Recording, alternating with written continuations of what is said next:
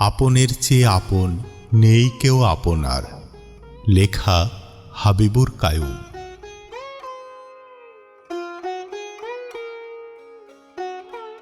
আমি নীরবেই কাঁদব, নীরবেই সয়ে যাব, বলবো না আর তোমাকে।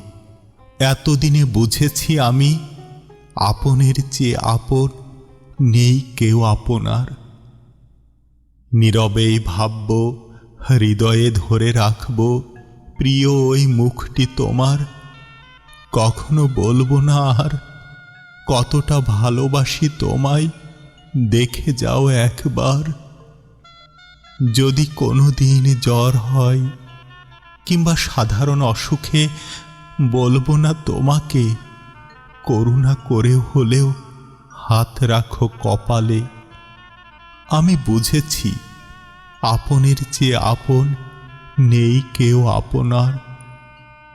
অনারোগ্য ব্যাধিতেও যদি নিথর হয়ে যায়, তবু বলবো না তোমাকে, রূপকথার গল্পের বেদনার রস এনে দাও ঠোঁটে আমার।